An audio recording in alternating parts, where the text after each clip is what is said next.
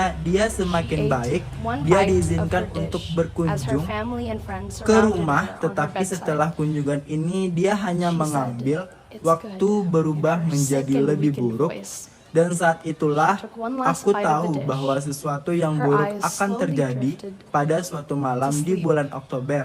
And Tangannya Samantha yang Sasaki bengkak never woke dan up. canggung meraba-raba When I finished selembar the book, kertas dengan harapan tears, dia bisa grieving for membuat this girl suatu that I had derek never even kertas met terakhir before. sebelum dia But I tertidur was so selamanya. incredibly thankful Malam that I'd para gotten dokter to her mengambil of her kertas itu incredible dari journey. tangannya dan mengatakan She had kepadanya taught me and bahwa so dia many dapat different mencoba people lagi the besok pagi importance berikutnya of tanggal one, 25 the Oktober importance of peace and how to maintain 1945. it. Dia It has makan taught satu me that war gigitan is never hidangannya a good saat thing. keluarga dan teman-temannya And most mengelilinginya. importantly, I Dia think, berkata this itu book has baik taught me that untuk no matter how penyakitnya dire your dan suara situation melemah gets, dia and menggigit no hidangan matter terakhir the matanya consequences of perlahan what's tertidur going on, no dan matter the Sadako outcome, Sasaki tidak that you pernah must bangun never ketika stop saya trying, no matter what. menyelesaikan buku saya. She is today considered Menangis, an berduka untuk important gadis figure in ini peace, yang and belum that pernah really saya inspired temui me.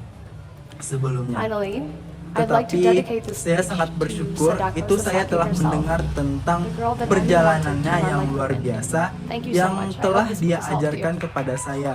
Dan begitu banyak orang yang berbeda kepentingannya, suatu kepentingannya perdamaian dan bagaimana mempertahankannya. Itu telah mengajari saya bahwa perang bukanlah hal yang baik dan yang terpenting menurut saya, buku ini telah mengajari saya bahwa tidak peduli seberapa buruk situasi Anda dan tidak peduli konsekuensi dari apa yang terjadi, tidak peduli hasilnya, bahwa Anda tidak boleh berhenti berusaha, tidak peduli apa dia hari ini dianggap sebagai sosok penting dalam perdamaian, dan itu benar-benar menginspirasi saya akhirnya.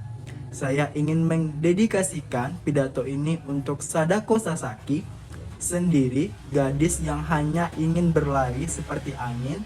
Terima kasih banyak, semoga buku ini lebih sehat.